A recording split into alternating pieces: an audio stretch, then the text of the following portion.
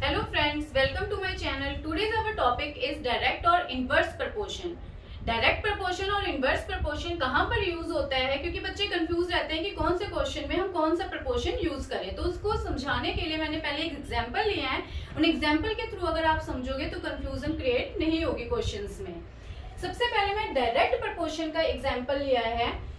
Ice cream है, एक student की मम्मा जो है आइसक्रीम लेकर आई, 1 आइसक्रीम लेकर आई है, लेकिन उस बच्चे का मन कर रहा है काश मम्मा 1 की जगह 2 आइसक्रीम लेकर आ जाती।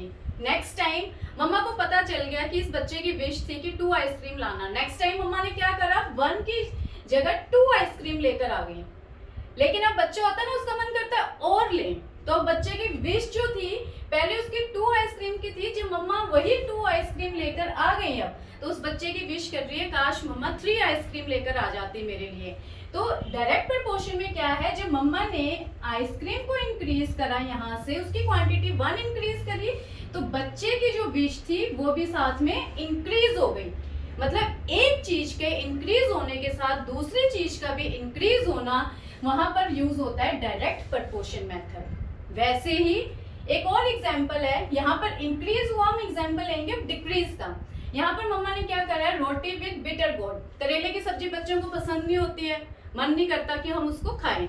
यहाँ पर मम्मा ने क्या करा है, रोटी विद बिटर गोर्ड के साथ मम्मा ने अपने बच्चे को 3 रोटी दी।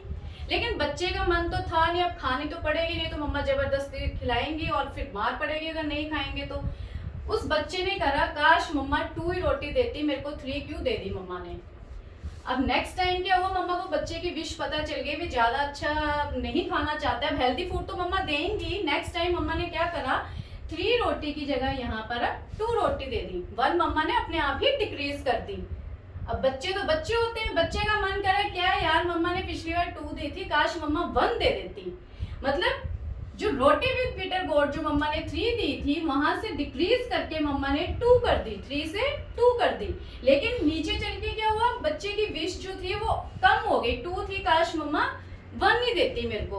तो यहाँ पर क्या हुआ, ये चीज भी डिक्रीज हुई और साथ में ये भी डिक्रीज हुई। जब एक चीज के डिक्रीज होने के साथ दूसरी चीज भी डिक्रीज हो जाए, that is direct proportion method. यहाँ पर क्या था, एक चीज के बढ़ने के साथ दूसरी चीज भी बढ़े। नेक्स्ट मैंने एग्जांपल लिया, एक चीज के कम होने के साथ अगर दूसरी चीज भी कम होती है, वहां पर यूज होता है डायरेक्ट प्रपोर्शन मेथड। और डायरेक्ट प्रपोर्शन मेथड को हमेशा अपॉन में करके लिखा जाता है। जैसे ये था 3 और 2, तो जो मैं इसको क्वेश्चन सॉल्व करूंगी मैं लिखूंगी 3/2 इक्वल का साइन, नेक्स्ट 2/1। ये डायरेक्ट प्रपोर्शन का लॉजिक है कि कहाँ पर यूज होता है। नेक्स्ट मैं एक एग्जांपल ले रही हूँ इनवर्स प्रपोर्शन का, जिससे आपको कंफ्यूजन क्रिएट नहीं होगी कि कहाँ पर ये एग्जांपल लेकर कि कहाँ पर ये यूज करना है। अब इनवर्स में मैंने लिया स्टडी एंड सब्जेक्ट। अब बच्चे पढ़ना तो चाहते नहीं है ज्यादा, यहाँ पर क्या हुआ, स्टडी और सब्जेक्ट, इंटरेस्ट होगा तभी पढ़ेंगे। यहाँ पर टाइम है वो मिनट्स में है, यहाँ पर एक स्टूडेंट जो है 30 मिनट्स एक सब्जेक्ट के लिए दे रहा है, एक सब्जेक्ट पढ़ने के लिए वो 30 मिनट्स को दे रहा है। नेक्स्ट टाइम उसने क्या करा, यार मैं बहुत बोर हो गया, अब नहीं मैं ज्यादा पढ़ रहा, मम्मा पापा को शो करने के लिए उसने 2 सब्जेक्ट रीड करे। अब होता है ना कई बार बच्चे मम्मा पापा को दिखाने के लिए मैंने 2 सब्जेक्ट कर लिए, 2 सब्जेक्ट तो करे, लेकिन क्या करा उसने, टाइम जो पहले 30 मिनट लिया था उससे भी कम कर दिया, टाइम 15 मिनट कर दिया। तो इनवर्स में क्या होता है, एक चीज अगर आपकी बढ़ गई, यहाँ पर सब्जेक्ट तो बच्चे ने बढ़ा दिए, क्वांटिटी बढ़ा दी, लेकिन जो उसको पढ़ने का टाइम था वो कम कर दिया। एक चीज के बढ़ने के साथ दूसरी चीज कम हो जाती है, या एक चीज के कम होने के साथ दूसरी चीज बढ़ जाए, मतलब उनका उल्टा रिएक्शन हो आपस में, तो उसको बोलते हैं इनवर्स प्रपोर्शन। अब ये लॉजिक समझ में आ गया है, तो हम एक एक दोनों से ही डायरेक्ट प्रपोर्शन का भी एक क्वेश्चन करेंगे और इनवर्स प्रपोर्शन का भी एक क्वेश्चन करेंगे, जिससे आपको ये और अच्छे से समझ में आएगा। अब डायरेक्ट प्रपोर्शन का हमने एक एग्जांपल लिया है question, a machine in a soft drink factory fills 840 bottles in 6 hours, how many bottles will it fill in 5 hours. Question का मीनिंग क्या है कि एक सॉफ्ट ड्रिंक फैक्ट्री है जिसमें एक मशीन जो है वो बॉटल्स को फिल करती है, 6 आवर्स में कितनी बॉटल्स फिल करती है, 840। हमसे क्वेश्चन में पूछा गया है how many bottles will it fill in 5 hours. वही मशीन जो है 5 आवर्स अगर लेती है तो 5 आवर्स में कितनी बॉटल्स को फिल करे। क्वेश्चन को करने के लिए टेबल बनाना है, टेबल कंपल्सरी है बनाना। तो 6 आवर्स में 840 बॉटल्स फिल करी थी। हमने ऊपर लिखा बॉटल्स एंड द टाइम, और टाइम के यहाँ पर ब्रैकेट में डाला है मैंने आर, क्योंकि टाइम की यूनिट क्या है, आर क्वेश्चन में गिवन है। तो 6 आवर्स में वो 840 बॉटल्स फिल कर रही है। नेक्स्ट पूछा गया है हमसे कि वो 5 आवर्स में, अगर वो 5 आवर्स लेती है तो कितनी बॉटल फिल करेगी। हमसे पूछा गया है तो हम बॉटल्स को लेट कर लेंगे x। क्या लेट कर लिया हमने, x। अब हमने ये देखना है कि इसमें डायरेक्ट प्रपोर्शन यूज होगा या इनवर्स प्रपोर्शन। आप जरा यहाँ पर देखिए, हमारा टाइम जो था पहले 6 आवर था, अब टाइम कितना हो गया मेरा 5 आवर्स। टाइम को मैंने क्या करा है, रिड्यूस, कम हुआ है टाइम जो है। अब इसमें जो बॉटल्स हैं, जब टाइम कम हो गया तो अंडरस्टूड है ऑब्वियसली कि जो बॉटल्स फिल होंगी वो भी कम होंगी। जब मैं कम टाइम के लिए काम कर रही हूँ तो मेरा जो उसका काम करने का जो रिजल्ट आएगा वो भी कम होगा। तो 5 आवर्स में जब मैं बॉटल फिल करूंगी ऑब्वियसली वो 840 से कम ही होगी। तो एक चीज मेरी डिक्रीज हुई और बॉटल भी डिक्रीज होगी। तो मैंने आपको बताया डायरेक्ट में एक चीज का डिक्रीज होना, साथ में उसी चीज के साथ दूसरी चीज का भी डिक्रीज हो जाना, that is a direct proportion. हम इसमें यूज करेंगे कौन सा प्रपोर्शन, डायरेक्ट प्रपोर्शन। तो मैंने आपको बताया था कि जब आप डायरेक्ट प्रपोर्शन यूज करोगे अपॉन में लिखना है, दोनों चीजों को आप क्या करोगे, अपॉन में लिखोगे। नेक्स्ट है x अपॉन 5। अगर यहाँ तक क्वेश्चन समझ में आ गया है तो मेरे ख्याल से आगे तो कोई प्रॉब्लम ही नहीं होगी। सीधे क्रॉस मल्टीप्लीकेशन करोगे x की वैल्यू निकालने के लिए, 6 इंटू एक्स 6x, यहाँ पर 840 इंटू 5। x की वैल्यू निकालनी है 840 इंटू 5 अपॉन 6। 6 1 जा 6, 6 1 जा 6, यहाँ से 2 बचेगा, उसको 4 के साथ करोगे 24, 6 4 जा 24 एंड 1 0। x की value 140 into 5, 14 into 5 70 and then 1 0। x की वैल्यू आई मेरी 700। तो x क्या था मेरी, क्या माना हुआ था उसको, बॉटल्स। तो कहने का मतलब क्या है, जो हमारा आंसर जो आया, आप देयरफॉर 700 बॉटल्स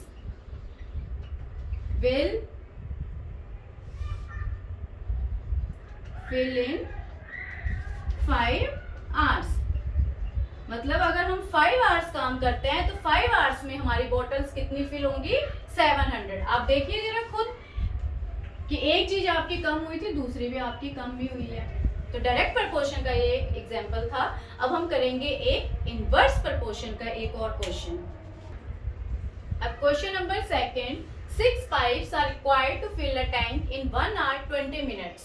6 पाइप्स जो हैं वो एक टैंक को फिल करने के लिए 1 hour 20 minutes लगाती हैं। How long will it take if only 5 pipes of the same type are used. अगर वही सेम टाइप की पाइप्स अगर हम लेते हैं, 5 पाइप्स लेती हैं, तो कितना टाइम उस टैंक को फिल करने के लिए लगाएंगे। हमने ये फाइंड आउट करना है इसमें टाइम। वही सबसे पहले हम टेबल ड्रॉ करेंगे। टेबल में हम क्या लिखेंगे, सबसे पहले नंबर ऑफ पाइप्स कितनी है, 6। हमने यहाँ पर नंबर ऑफ पाइप्स कितना लिख दिया, 6। आगे 6 पाइप्स कितना टाइम लेती है, 1 hour 20 minutes। मैंने यहाँ पर टाइम लिया है मिनट्स पे, क्योंकि आवर और मिनट दोनों ही कंबाइंड है, तो मैंने आवर्स को भी मिनट्स में कन्वर्ट कर दिया। ये देखिए आप 1 hour जो है, 1 hour किसके इक्वल होते हैं, 60 मिनट्स के इक्वल। तो 60 मिनट्स एंड 20 मिनट्स, 60 प्लस 20 कितना आएगा मेरे पास, 80 मिनट्स। तो मैंने यहाँ पर मिनट्स में टाइम को क्या लिख दिया, 80 मिनट्स। नेक्स्ट क्या है, सेम टाइप की कितनी पाइप्स यूज हो रही हैं, 5 पाइप्स। तो मैंने बॉटल जो नंबर ऑफ पाइप्स थी वहां पर क्या लिखा, 5 पाइप्स। अब मेरे को टाइम निकालना है, टाइम को मैंने क्या लेट कर लिया, x। टाइम को क्या लेट कर लिया मैंने यहाँ पर, x। अब आप देखिए यहाँ पर कौन सा मेथड यूज होगा। नंबर ऑफ पाइप्स क्या थी मेरी, 6 पाइप्स थी, और मैंने यहाँ पर पाइप क्या कर दिया, कम। कितनी हो गई ये पाइप, 5। लेकिन आप टाइम देखिए, जब मैं आप अपने घर में किसी भी चीज को देखिए, अगर आप ज्यादा टैप ऑन कर रहे हो तो बकेट जल्दी फिल होगी, कम टैप ऑन कर रहे हो तो बकेट फिल करने में ज्यादा टाइम लगेगा। उसी तरह से मैं एक टैंक को फिल करने के लिए अगर 6 पाइप्स लेती हूँ तो काम मेरा जल्दी हो जाएगा। लेकिन मैंने 6 पाइप की जगह अब 5 पाइप ले ली, तो मेरा टाइम तो ज़्यादा लगेगा। टाइम ज़्यादा लगेगा मतलब टाइम मेरा बढ़ जाएगा। यहाँ पर पाइप जो है मेरी कम हो रही है। एक चीज़ का डिक्रीज होना और दूसरी चीज़ का इंक्रीज होना, तो क्या होगा यहाँ पर? Inverse proportion. या तो दोनों ही चीज़ें कम हो जाती तब भी हम बोलते हैं डायरेक्ट, दोनों चीज़ें बढ़ जाती तब भी डायरेक्ट। लेकिन एक चीज़ का डिक्रीज होना और दूसरी चीज़ का इंक्रीज होना, तो हम यहाँ पर कौन सा मेथड यूज करेंगे? Inverse proportion. अब नेक्स्ट स्टेप, जैसे मैंने आपको बताया था कि डायरेक्ट प्रपोर्शन में हम क्या करते हैं, इन दोनों चीजों को अपॉन में लिखते हैं। लेकिन इनवर्स प्रपोर्शन में याद रखिए आपने इन दोनों को अपॉन में नहीं लिखना है, इनको मल्टीप्लिकेशन में लिखना है। ये स्टेप जो है ध्यान से देखिए। डायरेक्ट प्रपोर्शन में हमने इन दोनों को इक्वल में रखा था, इन दोनों अपॉन में रखा था। अगर यही डायरेक्ट का होता तो मैं लिखती 6/80 इक्वल 5/x, अगर ये डायरेक्ट का होता। लेकिन जब इनवर्स आ गया है, आपने इन दोनों को अपॉन में ना रखते हुए इनको मल्टीप्लिकेशन में रखना है एंड देन इक्वल 5 × x। अब तो सिंपल है, जैसे इक्वेशन सॉल्व करते हैं। 6 × 80, 5 है यहाँ पर। अब 5 को डिनोमिनेटर में लेकर आ जाओगे। 5 1 = 5, 5 1 = 5, 8 में से 5 सब्ट्रैक्ट करोगे 3 बना 30, 5 6 = 30। 6 × 16 = x। अब 6 × 16 96 = x। तो हमने x को क्या लेट करा हुआ था? टाइम। टाइम जो है 96 किस चीज में आएगा? टाइम की यूनिट क्या थी हमारी? मिनट। लेकिन एक बात ध्यान रखिए, 1 आवर में 60 मिनट होते हैं।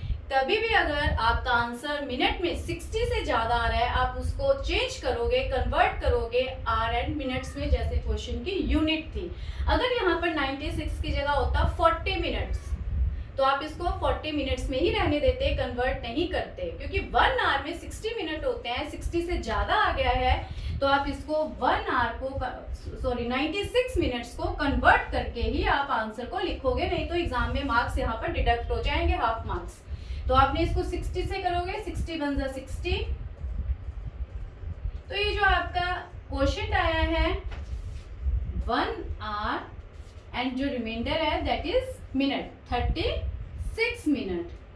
तो अब देखिए आप, जब आपने 6 पाइप्स ली थी कितना टाइम था? 80 मिनट। यहाँ पर जब आपने 5 पाइप्स ली तो आपका टाइम कितना आया?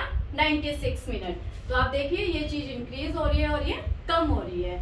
तो होप सो आपको डायरेक्ट प्रपोर्शन और इनवर्स प्रपोर्शन का लॉजिक समझ में आ गया होगा कि कहाँ पर इन चीजों को यूज करते हैं। तो आप प्लीज मेरी वीडियो को लाइक शेयर कीजिए एंड चैनल को सब्सक्राइब। Thank you.